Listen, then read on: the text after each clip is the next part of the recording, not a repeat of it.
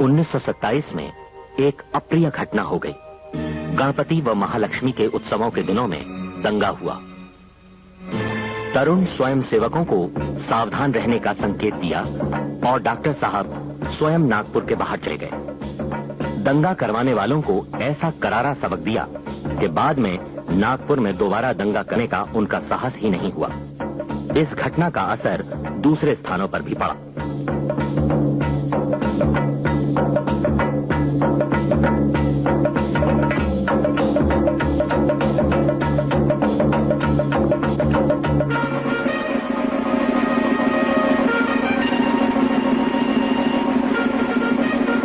नागपुर के ही पास Starkey point स्वयं सेवकों को राष्ट्र के लिए प्रतिज्ञाबद्ध कराने का पहला कार्यक्रम।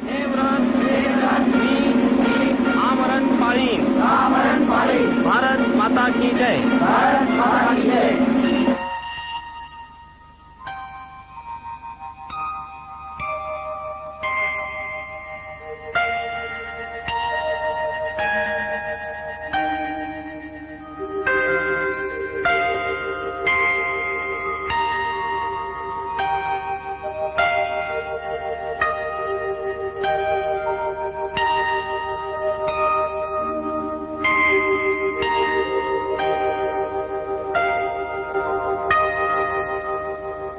गांधी जी की इतिहास प्रसिद्ध दांडी यात्रा शुरू हुई। नमक कानून तोड़ा गया। स्वतंत्रता के लिए किए गए सभी प्रयत्नों में कंधे से कंधा मिलाकर सहभागी होने का डॉक्टर जी का स्वभाव था। डॉक्टर जी ने संघ को तो आंदोलन से दूर रखा, पर व्यक्तिगत रूप से आंदोलन में हिस्सा लिया। भारत माता की जय के गगन भेदी नारों के साथ डॉक्टर साहब की टोली ने सत्याग्रह किया। फिर गिरफ्तारी, मुकदमा और 9 महीने का सश्रम कारावास। अकोला कारावास में बंदी। प्रत्येक परिस्थिति में उस अवसर का उपयोग संघ कार्य के लिए कैसे किया जाए, ये डॉक्टर साहब को अच्छी तरह मालूम था। कारावास में आए हुए साथियों को संघ समझाना, उनसे चर्चा करना, गप्पे लड़ाना, हास्य विनोद करना और उनके साथ कबड्डी खेलना भी शुरू हो गया। ऐसा लगता था ये कारावास नहीं, संघ की ही एक शाखा लगी।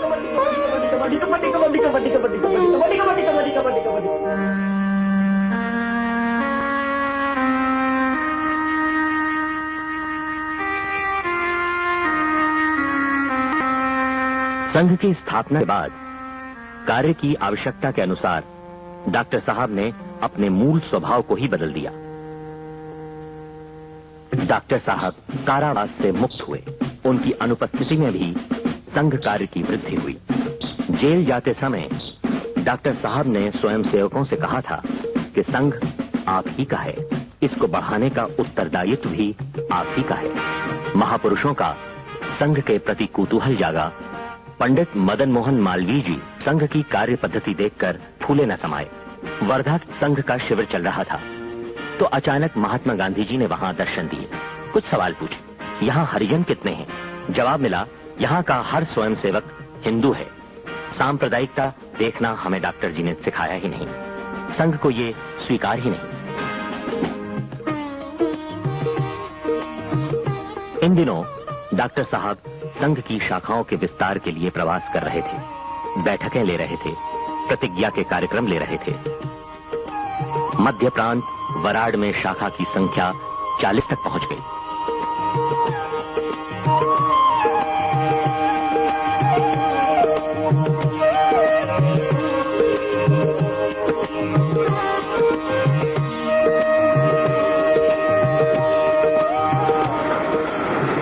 डॉक्टर साहब ने इन 2-3 वर्षों में नागपुर में तरुण कार्यकर्ताओं की एक टुकड़ी तैयार कर ली थी।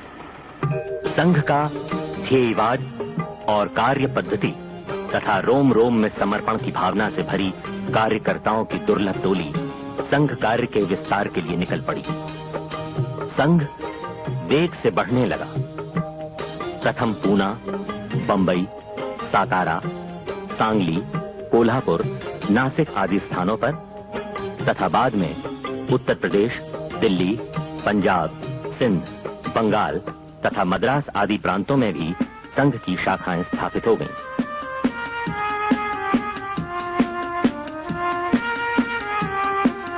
सभी स्थानों से डॉक्टर साहब का स्वयं अखंड पत्र व्यवहार चलता रहा।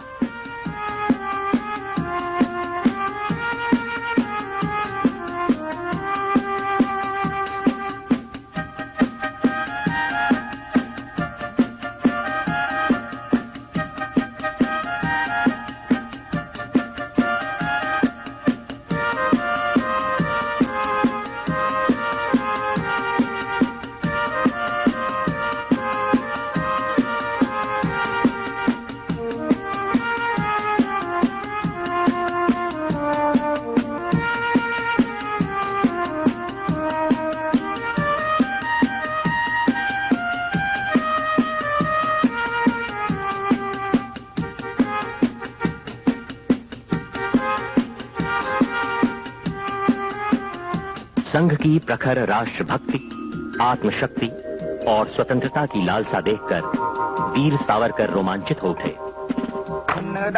उन्नदाने नम नाड तंबी उन्नदाने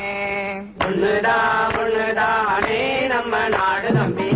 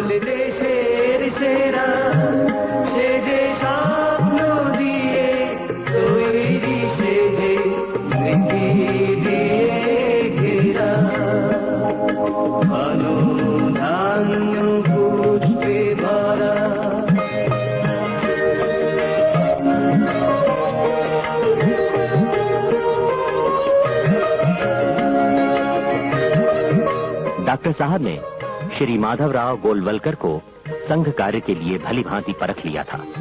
प्रवास के समय वे उन्हें अपने लिए महत्वपूर्ण उत्तरदायित्व उनके कंधों पर डालते, अपनी उपस्थिति में उन्हें भाषण देने को कहते।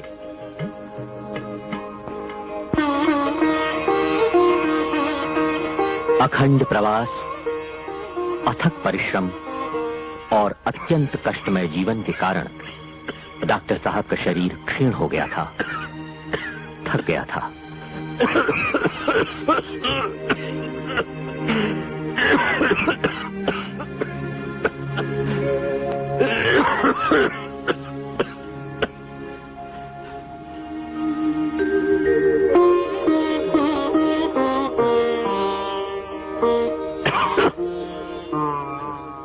सन 1940 में पूना के संघ शिक्षा वर्ग की समाप्ति के बाद जब वे नागपुर आए तो उनका शरीर छलनी हो चुका था, पर फिर भी मन में दिन रात विचार था संघ का, स्वयंसेवकों का, देश और हिंदुत्व का। कल संघ शिक्षा वर्ग का अंतिम दिन है, जिनके कर्तव्य के बलबूते पर ही मैं हिंदू राष्ट्र की निर्मिति के स्वप्न देख रहा हूं, उन मेरे हृदय के टुकड़ों से क्या मैं मिल भी नहीं सकूंगा?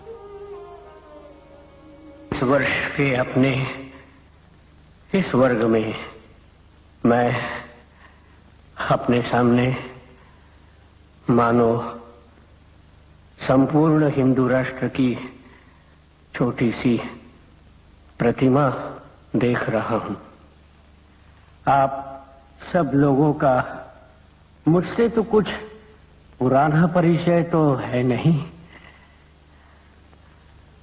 फिर भी क्यों मेरा मन आपकी ओर दौड़ रहा है? क्यों आपका मन मेरी ओर खींच रहा है? हम लोगों की भाषाएं अभिन्न है, रहन सहन की पद्धतियां भिन्न हैं, फिर भी सब स्वयंसेवक क्यों इतने हिल मिल कर रहते हैं?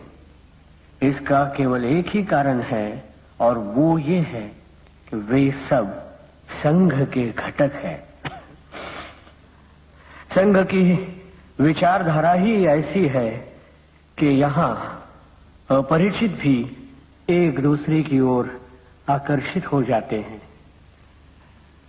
यद्यपि हम यहाँ से दूर चले जाएंगे, बिछड़ेंगे, फिर भी ये कोई दुख का अवसर नहीं। यहाँ पर हमने एक महान कार्य का निश्चय कर लिया है।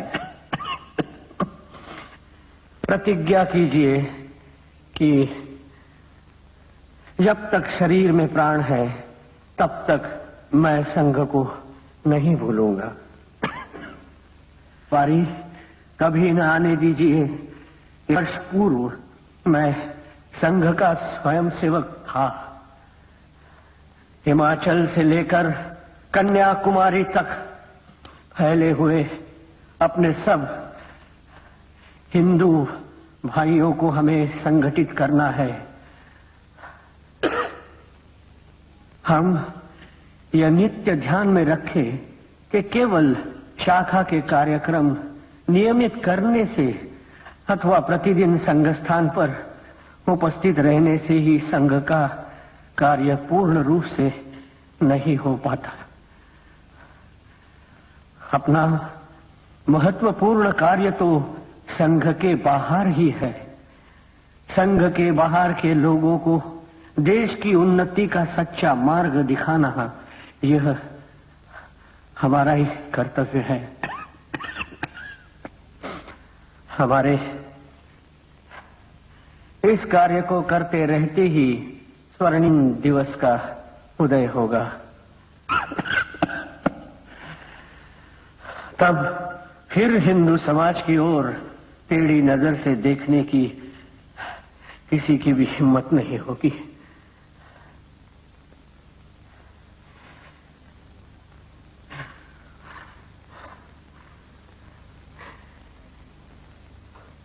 भारत माता की जय।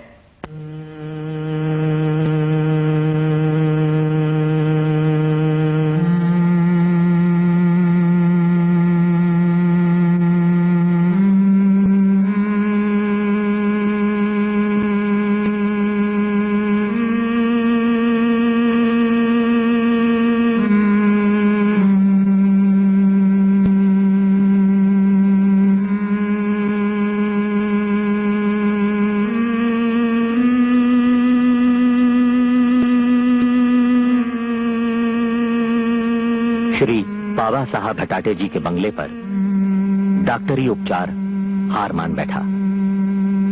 20 जून डॉक्टर साहब तेज बुखार से तप रहे थे। डूबती आंखें खुल नहीं पा रही थीं। शरीर बेसुध था। अचानक नेताजी सुभाष चंद्र बोस डॉक्टर जी से मिलने आए, पर उस अवस्था में डॉक्टर साहब को देख 2 क्षण रुके, नमस्कार किया और वापस चले गए। 21 जून 1940 को सुबह 9:27 पर नागपुर के श्री भटाटे जी के बंगले में भारत मां के लाडले सुपूत, मातृभक्ति का सिधारा व्रत आजीवन संभालने वाले युग प्रवर्तक, राष्ट्र नेता, लक्ष लक्ष स्वयं सेवकों की स्फूर्ति का चिरंतन स्रोत, आद्य सरसंघ चालक डॉक्टर केशव बलिराम हेडगेवार की प्राण ज्योति असंख्य लोगों के हृदयों में एक नई ज्योति जगाकर अनंत में विलीन हो गई।